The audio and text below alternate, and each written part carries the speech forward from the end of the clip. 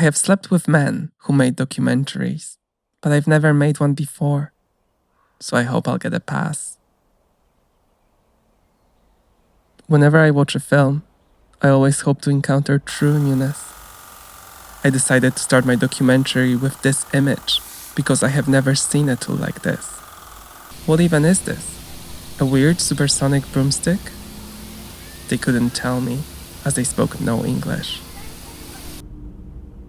We've all been brand new, once. Like a new pair of trainers. Like a new relationship. Like a baby. Do you remember how that felt? I think it was freeing. And probably a little scary. Or maybe the fear came later. By the way, this is not my real voice. I paid someone with a sexy voice to narrate this, to elevate the production value.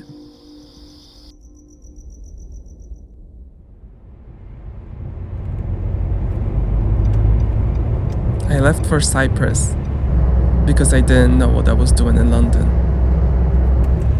Anna texted me saying she felt rozjebana, which translates to wiped out and aimless, unmoored.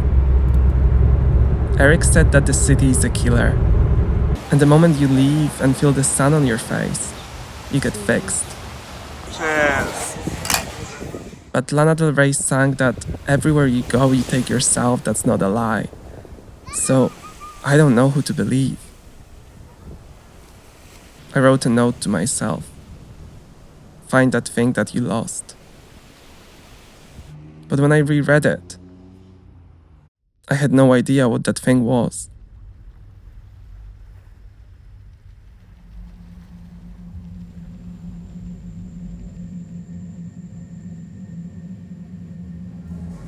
So, I am at the gym and this guy approaches me. He says that I have such a nice back and asks how long I have been training for. I said, well, only a few months, but thank you. Then he's like, do you wanna go for kebab? I have my own car. Nobody has ever invited me for kebab before, so I was really flattered. But I had a feeling that kebab wasn't really what he meant, so I declined. And I know we were kind of open, but to be honest, I never wanted to be in an open relationship in the first place.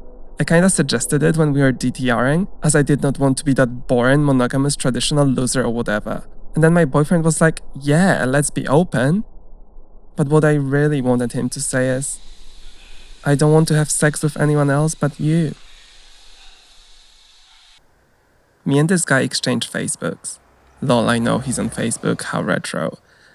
Anyway, I'm getting all caught up and I'm like, okay, maybe I can speak to my boyfriend and then have sex with that guy. But this is kind of a big deal for me and I'm so stressed and I don't know. And then my boyfriend, just out of nowhere, tells me that he had already arranged a hookup for next Tuesday. And I'm like, what the fuck? And my heart sinks so deep and I am almost out of breath. And I feel so stupid and sick to the bone. And I know I can't blame him as he's following the rules, but my stupid heart has its own rules. And my mind knows nothing about them.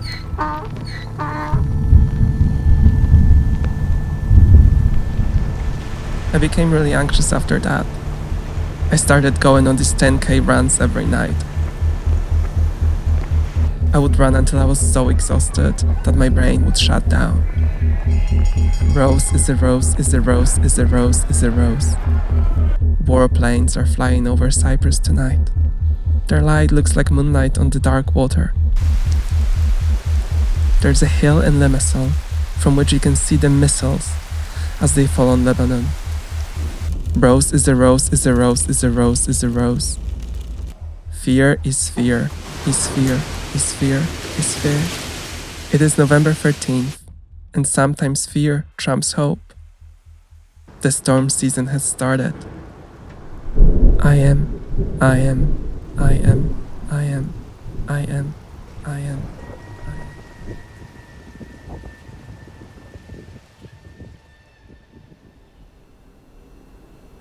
Marie? No. Can you help me with something, No. please?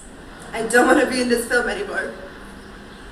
Marie is a protector of this prehistoric village, the Lady of Lemba. She has a solar-fueled, laser ultrasonic crossbow given to her by the aliens who built the pyramids. Shoot You that. don't want to mess with her. I'm dangerously sweaty. Marie hates visual smoke and encourages you to research how much water is used by every single ChatGPT search. Me and Marie became friends. Her presence was common. Probably didn't go batshit crazy because of her. My grandma's name was Marie. I started to forget her face. But I remember that when I hugged her, I felt safe. Like nothing bad could happen to me.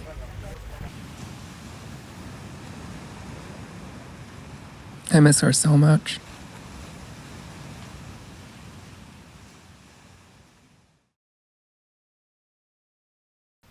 My boyfriend has arrived. He's super cute. When I ask him if he would still love me if I was a worm, he actually thinks about it seriously. He's older than me and he has his life sorted. He keeps asking me what my plan is, and I am afraid I just don't have one. If you are wondering, I didn't sleep with that boy. That gym bro ghosted me, and I asked my boyfriend not to sleep with his hookup. Kinda selfish, right? I just couldn't deal with it.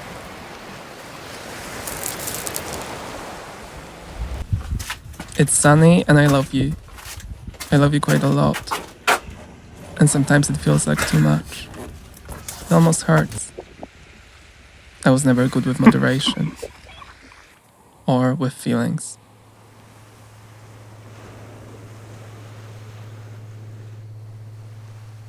After that guy ghosted me, and I thought that my boyfriend was hooking up, I got a little crazy. And went on all the dating apps and started speaking to like a million men.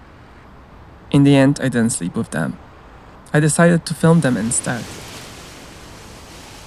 All the men I haven't slept with.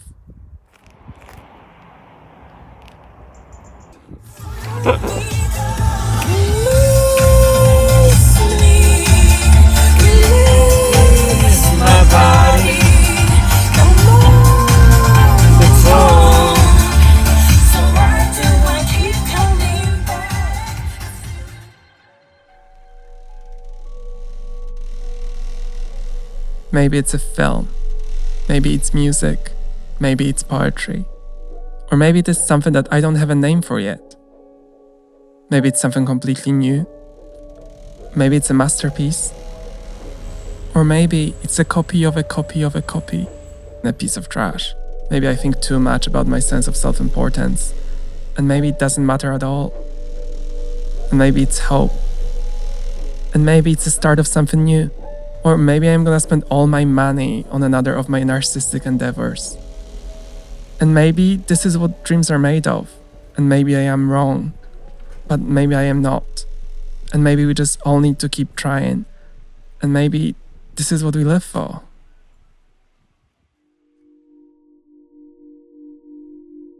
At the heart of Uranus, ice is liquid.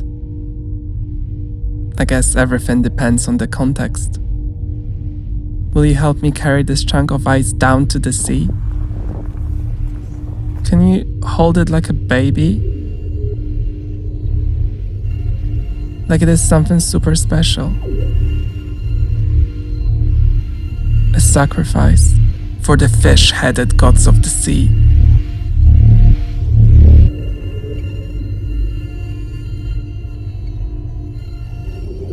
This is my real voice. I didn't have money to pay anyone. But I love long titles. And I think I found one for my next film. Glaciers sizzle as they melt into warm water. And the sea stinks the wounds we have no name for. I hate making personal stuff.